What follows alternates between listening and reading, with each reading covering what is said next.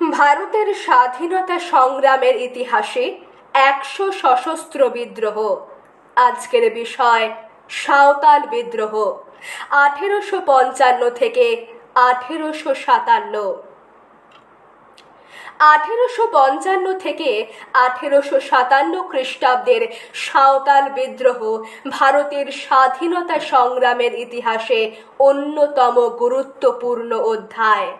বাংলা ও বিহারের সীমান্তবর্তী এলাকার জমিদারগণ দুর্গম বন জঙ্গল কেটে বসবাসের উপযোগী ও চাষাবাদের যোগ্য করে তোলার জন্য ছল চাতুরি করে সরল সাঁওতালদের প্রথমে নিয়ে এসেছিল বীরভূম জেলায়।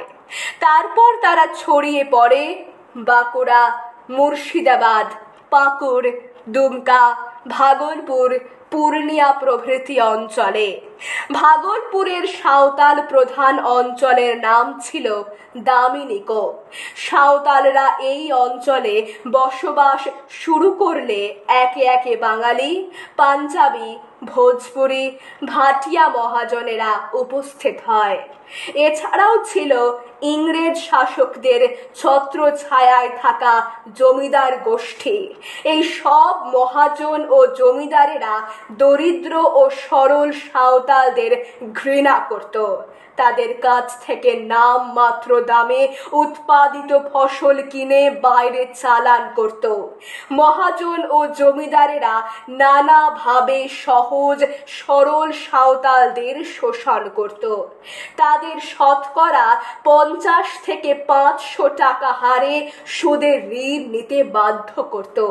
শর্ত হিসেবে লিখতে হতো, ঋণ পরিশোধ করতে না পারলে তার স্ত্রী, পুত্র, পরিবার সারা জীবন দাস হয়ে থাকবে। ফলস্বরূপ তারা দাস হিসেবেই থাকতে বাধ্য হতো। অস্বীকার করলে পাইক পেয়াদা দিয়ে তাদের বাড়ি লুট করাতো। ইংরেজ কর্মচারীরাও লুটপাট চালাতো। প্রতিবাদ করলে জুটতো আরো অত্যাচার, ফসলে আগুন লাগিয়ে দিত। এই অমানুষিক শোষণ উৎপীড়নের চাপে মরিয়া হয়ে সাঁওতালগণ আত্মরক্ষার পথ খোঁজে। নিজেদের জমি ও ফসল রক্ষার জন্যে অমানুষিক অত্যাচারের হাত থেকে বাঁচতে নিজেদের পরিশ্রমে তৈরি করা বাসভূমিতে স্বাধীনতা প্রতিষ্ঠার জন্য সশস্ত্র বিদ্রোহ শুরু করে।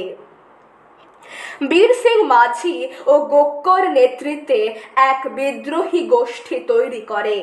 অত্যাচারী মহাজনদের বাড়িতে তারা লুটপাট চালায়। থানার দারোগা বীর সিং ও গোক্ককে লাঞ্ছিত করলে বিদ্রোহীরা আরো ক্ষিপ্ত হয়ে ওঠে। এই বিক্ষোভ থেকে সিধু, কানু, চাঁদ ও ভৈরব এই 4 সহোদর ভাইয়ের নেতৃত্বে 1855 সালের 30শে জুন প্রায় 10,000 সাঁওতাল জড়ো হয় ভাগনাডিহিতে। 1855 সালের 7ই জুলাই সিধু কানুর নেতৃত্বে কলকাতা অভিযান সাঁওতাল বিদ্রোহের রূপ ধারণ করে। বিদ্রোহীরা কলকাতার দিকে এগোতে শুরু করলে 1855 সালের 16ই জুলাই কয়েকশো সশস্ত্র ইংরেজ সেনা ও সাঁওতালদের ভয়ানক যুদ্ধ হয়।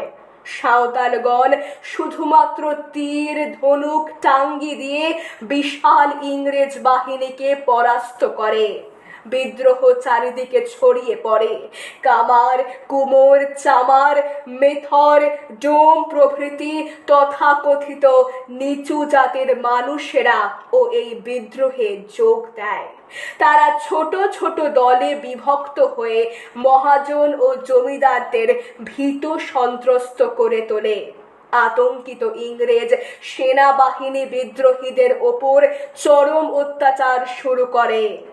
ইংরেজ সেনা চক্রান্ত করে সিধুকে গ্রেফতার করে ও গুলি করে হত্যা করে। তার আগে সিধুর 2 ভাই চাঁদ ও ভৈরব ভাগলপুরের কাছে এক যুদ্ধে প্রাণ হারায়। বীরভূম জেলার ওপার বাঁধের কাছে পুলিশের গুলিতে কানুর মৃত্যু হয়। প্রায় 25,000 বিদ্রোহীর মৃত্যু হয়। ধীরে ধীরে আলোড়নকারী সাঁওতাল বিদ্রোহের অবসান ঘটে। তবে এই বিদ্রোহ ইংরেজ শাসনের ভিত কাঁপিয়ে দিয়েছিল। সাঁওতাল বিদ্রোহ ছিল ভারতের যুগান্তকারী মহাবিদ্রোহের অগ্রদূত।